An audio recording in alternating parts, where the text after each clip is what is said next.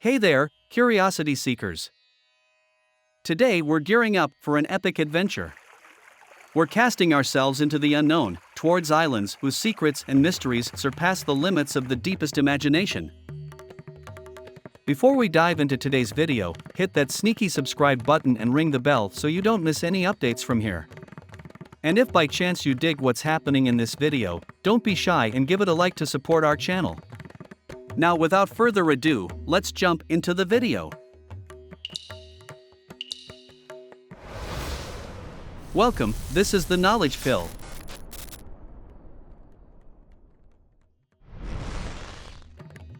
We have here the Peruvian islands floating in a corner of Lake Titicaca, the most navigable lake in the world. The craziest part is that these tiny islands are handmade. They use tadora roots and reeds. Tadora is water resistant and can be used to make boats, roofs, mattresses, and much more. And believe it or not, these tiny islands are kind of edible. Yes, you heard right. You can eat and even make tea with their flowers. But hold on, there's a downside. Every 15 to 20 days, the reeds that make up the islands rot. So, they need to be replaced by new ones. It's an endless cycle of work and repair. If there's one thing they can't complain about, it's a lack of things to do. And there's more, the waters of Titicaca can be quite rough, so the locals had to find a way to stop the islands from drifting. To do that, they put eucalyptus poles at the bottom of the lake, and these poles work as anchors. Despite being tiny, 2 languages are spoken on these little islands. Also, the people who live there are quite self-sufficient. They even weave their own fabric and make incredible clothes. Today the Uros Islands are quite modern. They have solar panels to provide energy for light and even televisions. There's a radio station on the main island, and the best part is that locals even rent lodgings to tourists. That's right, you can book everything online.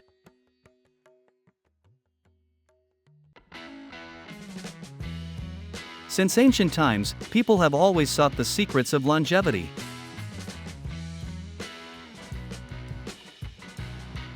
A geographic area famous for its inhabitants breaking all longevity records. So let's head to Okinawa.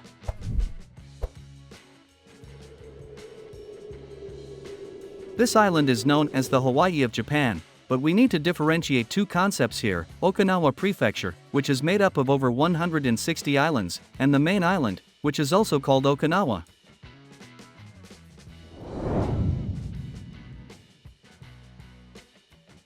If you want to go to this island or any of the neighbors, you'll have to catch a ferry. For those who don't like winter, Okinawa is the perfect destination. Even in the coldest months, temperatures there can reach 20 degrees Celsius. And the ocean water is also quite inviting. Besides the perfect weather conditions, they also seem to have a perfect diet in this archipelago. It's as if they found the fountain of youth. Okinawa is a true melting pot of cuisines. It has a strong Chinese influence, so you'll find Chinese delicacies on any menu. If you're more of a noodle fan, you can indulge in soba noodles. Taco rice is also popular there, and they have a special kind of seaweed, sea grapes. It's said that the rich diet in tofu, yam, and seaweed makes the people of this area live longer than average. Now we have enough reasons to want to visit this amazing place, but here are some cooler facts about Okinawa. First, the first cherry blossoms can be found here. You can see the first petals already in mid-January. And this place is the birthplace of karate.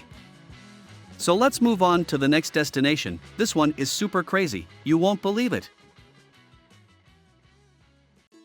We have here a football field. Let's split it into 2 halves. Now imagine 100 people living there. They say Hong Kong is the busiest place on our planet, but Majingo Island seems no less bustling than that. Different sources provide different information. Some say there are 131 inhabitants, while others claim there are about 500 of them. Let's stick with the less shocking figure, but 131 inhabitants for half an acre is still jaw-dropping. But that's not the most peculiar thing about this island. Its location is quite interesting. Unlike most regular islands, this one is located in Lake Victoria, between Kenya and Uganda, and not in the sea or the ocean. There are many buildings for its small territory, all of them with metal roofs. If you saw it from above, you'd think it's a giant metal turtle floating in the water. There's almost no vegetation there, most of the island is covered with rocks. Yes, there's a patch of land with green grass and just a few small bushes. The island is all about fish. Most of the men there go fishing every day, while the women hang the fish on a rope to dry and store for later or to sell. Most of the people living on Majingo Islandlet make a living by fishing in the abundant waters around the island. There are jobs, but no hospitals, schools, and other public institutions. So if someone gets sick, they have to travel to the neighboring island of Usingo or to the coast. Imagine a world where hospitals are just a concept. And despite all these difficulties, the people living there seem quite happy. The lifestyle may be rustic, but they have everything they need to survive and thrive, even a nightlife entertainment house. And now for our last stop, let's go to a place that seems straight out of a science fiction movie. I'm talking about Neft Dashleri, also known as the Oil City. Located in the Caspian Sea, this floating city is a complex of oil platforms interconnected by bridges. Imagine a giant spider web, only made of concrete and steel, right in the middle of the sea. It's a fully functioning city, with over 2,000 people living and working there. And it's not all work and more work either. They have everything from a cinema to a bathhouse and even a football stadium. The place is so surreal it was even used as a setting for a James Bond movie, The World Is Not Enough.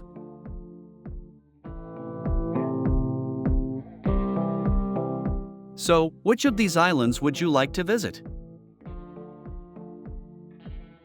Before we wrap up this video, we'd like to thank everyone for watching and we hope you enjoyed this content. If you found it useful and interesting, please don't forget to give it a like and subscribe to our channel to receive more videos like this. Your support is crucial to help us keep sharing valuable information. Once again, thank you for watching and see you in the next video.